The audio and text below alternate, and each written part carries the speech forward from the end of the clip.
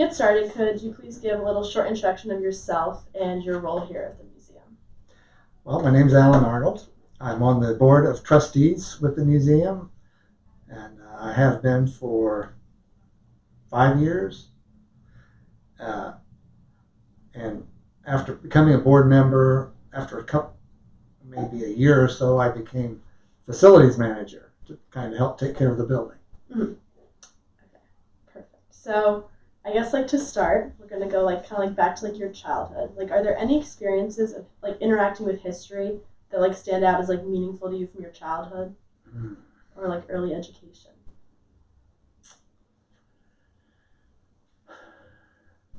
Well, boy, nothing's jumping out at me.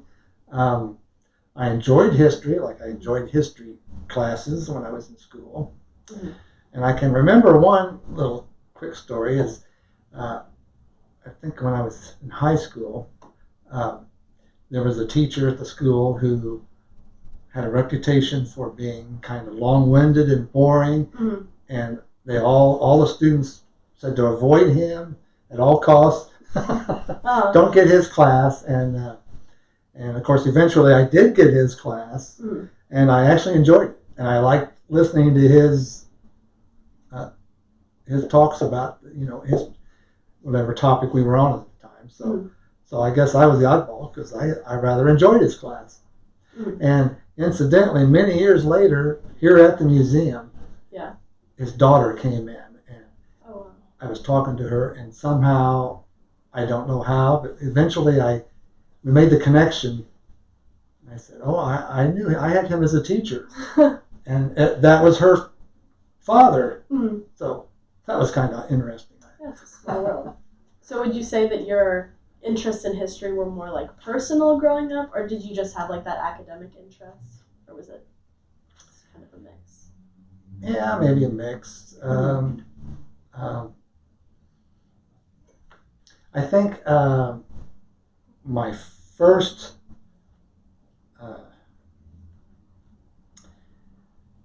run with history was Civil War and Lincoln. Yeah, so, makes sense. Yeah, so that's what started the whole thing, I think. And then my dad was also a history buff, and so we went to places, like battlefields of the Civil War and things like that. So I was exposed to that early. So. Have you been to Gettysburg? Yes. Oh, yes. That was my 8th grade field trip. Was it? Yeah.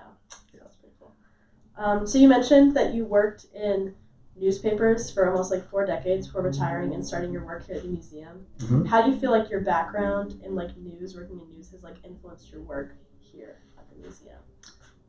Well, obviously there were skills that I learned that helped here, like building, things and on paper and making the computer skills that were, came in handy here. So there was that. Other than that, really, I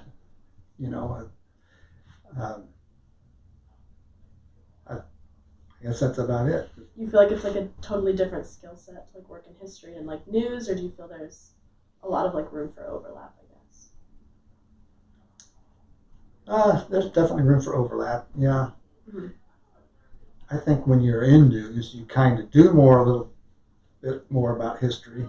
Mm-hmm. And, yeah. So you did mention when you first started volunteering here, you were only planning on doing it once a week, but then as you said, you got sucked into it. So what kind of drew you in about the museum and made you want to take a larger role here? Well, when I came in, of course, I was docenting at the front desk 1 day a week, mm-hmm. and I liked doing that. And how I didn't know a lot about local history, though, to be mm-hmm. honest. My history was more, American history and that kind of thing. And, yeah. So my first task was to take myself through the museum and read everything that was in here. Mm-hmm. So I knew the material, that was here, yeah. and the exhibits. And then I started reading all the books down in our gift shop mm-hmm. from local history, and so that's how that all started. So then I started enjoying that. But mm-hmm. as far as getting drawn in to the museum, um, it was a lot of fun Mhm. and getting to know everybody here. And yeah, it's a lot of fun. And next thing you know, you're more involved. Yeah. Do you have like a favorite project that you've been like that you've worked on in your time here? Like one that like stands out specifically? Favorite project? I can't honestly say I do. Okay, it's good. There's not. I guess that stand out. not in general. One of my favorites is definitely the popcorn wagon. Oh yeah. And working events when we're out, in the public and selling popcorn, and that's a lot of fun. So I do like that. Yeah, I like my first week here. It was like some like anniversary of the popcorn wagon. I was like going through all the photos, and I really remember seeing a lot of you like in the wagon. Okay, do you have like, I guess, are there any like future projects in the museum that are like in the works that you're like excited about, or like anything in like committee planning? I guess that I don't know. Well, I find it all exciting. For me particularly, it's doing some restoration to the building and getting some work done, and then just seeing new exhibits go up and the work that's involved with that, because it's quite a bit of work, but it's a lot of fun too, and so I find that all very exciting. Yeah. And then it's nice to see it finished. You have the pride, that you helped. What are like the restoration projects? Well, even today they're out working on our brick wall along the parking lot that was hit and knocked over by a car, and then we're doing a new roof. We're looking into new windows. So working on the building, trying to get it,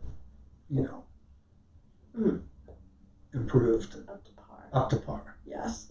And then, I was wondering, because I remember you mentioned something when I was like asking you questions about your background. Like, I guess like in your time, like going back to like working with like newspaper, like you must have witnessed like just like transition from like being like totally on print to like totally online. Yes. So I guess I was like wondering like what, I don't know, like what was the experience like living through that? Like, I guess how do you feel like I don't know, like the digital world, like working at the museum, like how is it like with the records? I don't know, just like living through that. But.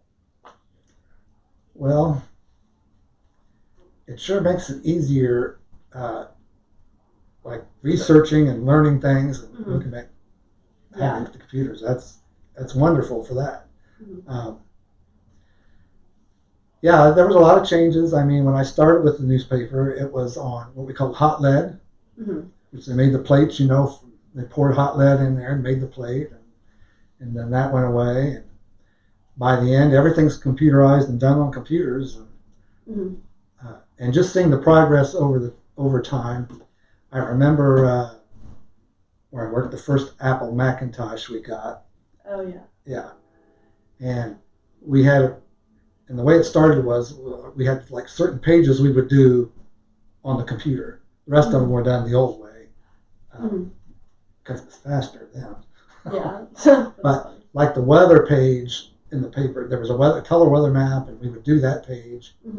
And like the first Macintosh that we had, like to download that the map and then the page, it took like 20, 30 minutes or something like that. So wow, something that just flies by now, Yeah. But then it wasn't so fast. Okay. I mean, was there anything else that you wanted to add, I guess, about, I guess, like your future here at the museum, or honestly anything? I'm interested to hear more about like your newspaper career, though. If there's anything else. Well, I was a paper boy too, so newspaper, long time. But I actually started working for the Courier when I was in high school. Okay, wow. Yeah, so I went to, in my senior year, I went to school in the mornings, and then in the afternoon I went to the paper and I worked in the afternoon. And I ended up working for the Courier for 3 years until they closed down. And then we all lost our job. But I was unemployed for 9 days. 9 days later, I was working at the Gazette. Oh wow. I started working immediately. So, and then I was there for the next 37 years. Mm-hmm. So. And do you feel like, is there any like hope for like returning to news, or No. You've put that? No. No. Well, newspapers are a dying breed now. Yeah. That's, and you know, as we saw computers come in and start like news, like a personal computers, you would think, well, did that do in news? And no, in newspapers it really didn't. Mm-hmm. I think the big difference were phones. Yeah. When phones started and people have everything right in their hand, yeah, that changed everything. I know. I feel like at least for me, like, I mean, I still get like the paper newspaper at home, Do you? but like we get like the Washington Post, but there's a lot of people that don't anymore. No. They just go on their phones. So. Well, back in the day, that's how you knew what was going on in town. That's what, you know. Mm-hmm. You took the paper. That's how you do, you know, what movies were at the theaters. Mm-hmm. It's how you looked for houses and cars for sale. You know, it was all newspaper. Yeah. And that's all gone. I mean, everything's done online now. Yeah, it's pretty interesting though, like looking through, because like Illinois, like the Illinois Digital Newspaper Collection, it's like very comprehensive. I had no idea before coming. I mean, that there was such like digitalization of like really old papers, and it's pretty cool because it's like searchable. But yeah, and you know our project, we're working on that too. We just digitized like 20 years of the St. Joseph record. Oh yeah, I remember Will was telling me about that. So and the goal is to get the entire 100+ years of it digitized. Yeah. And then move on to another paper. Is that something that you were like personally part of, or? I was on the committee. I've since stepped back from it, but yeah, that's still ongoing. And, and it just recently came online, the 20 years that we've started. I think I actually cited it in one of my recent posts. Good. So that was pretty cool. Yes. Okay, I think that's pretty much all I have. Oh. But thank you so much.